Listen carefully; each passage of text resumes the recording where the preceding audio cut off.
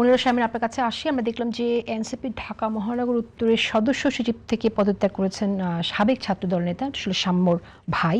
পদত্যাগ করার পর তাকে আবার এনসিপি থেকে বহিষ্কার করা হয়েছে, বিষয়টা আসলে কি? সাগর ভাইকে যেটা হয়েছে, ওনাকে শৃঙ্খলাজনিত কারণে ইন্টারনালি শোকজ দেয়া হয়েছিল সম্ভবত 10 দিন আগে। সেই শৃঙ্খলা ভঙ্গের অভিযোগে একটা তার বিরুদ্ধে একটা অভিযোগের প্রেক্ষিতে সেটা যেহেতু ইন্টারনালি দেওয়া হয়েছিল, সেটা আমরা পাবলিক করিনি। পরবর্তীতে যখন উনি আসলে পদত্যাগ করলেন এবং সেটা ওনাকে সময় দেওয়া হয়েছিল লিখিতভাবে সেই কারণটা দর্শানোর জন্য, এবং পরবর্তীতে সেই সময়সীমা শেষ হওয়ার আগেই উনি আসলে পদত্যাগ করেছেন এবং তারপরে আসলে তার যে অব্যাহতিপত্র সেটা আমরা পাবলিক করি আর কি।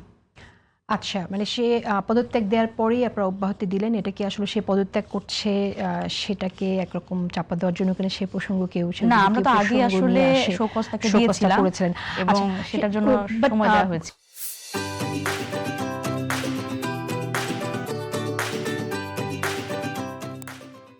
এই যে আমি একটা পোস্ট দেখলাম, সেখানে যিনি উল্লেখ করেছেন যে এটা মধ্যপন্থার রাজনীতির নয়াশক্তি হিসেবে এনসিপিতে সে যুক্ত হয়েছিল, কিন্তু পরবর্তীতে সে দেখেছে দলের ডানপন্থার বাড়ন্ত লক্ষ্য করে। সেই জায়গা থেকে আমি প্রশ্ন করছি যে এই ডানপন্থার যে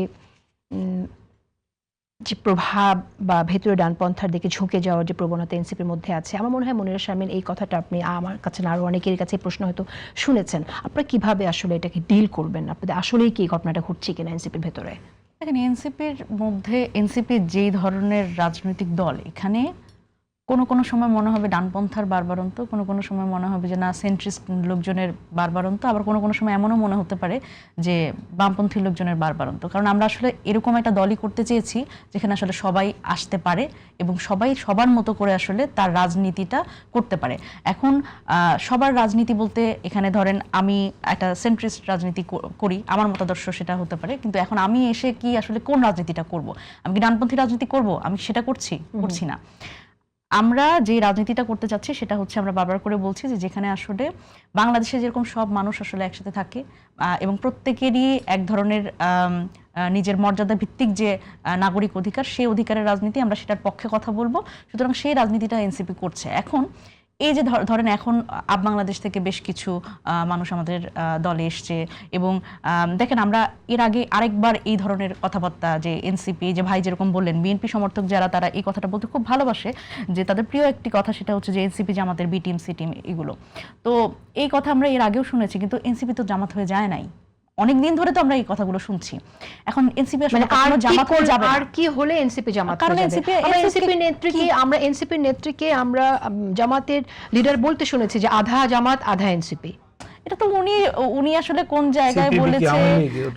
সবচেয়ে বড় আওয়ামী মানে আপনার সিপিবি আওয়ামী লীগ সেটা আলাদা প্রসঙ্গ, কিন্তু এনসিপির মানে এটা মাহমুদা মিতু আপাকে বলেছে এবং সেটা কোন জায়গা থেকে এটা ঠাট্টা ছলে বলেছে কিনা এটাও কিন্তু একটা বলেছে তো এই কথাটা। হ্যাঁ, বলেছে, কারণ বিএনপি তো আসলে একটা বিএনপিরও তো আসলে বটবাহিনী আছে, জিয়া সাইবার ফোর্স। তো তারা আসলে নানান ভাবে আসলে এই যে ধরেন সাইবার বুলিং থেকে শুরু করে আমাদের ডাক্তার মাহমুদা মিতুকে নানান ধরনের কিন্তু সাইবার বুলিং এর মধ্যে দিয়ে যেতে হয়েছে এবং বটবাহিনীর কিন্তু অ্যাটাক তারও আসলে খেতে হয়েছে। সুতরাং সেই তাকে জামাতি বলা, তাকে আসলে কোন জায়গা থেকে জামাতি বলা, সে হয়তো এই জোটের যে বিষয়গুলো সেখানে সে উচ্চকিত ছিল, বটবাহিনী বলে না, কিন্তু লিডার যখন নিজেই বলেন না সেটা অন্য একটা বিষয়।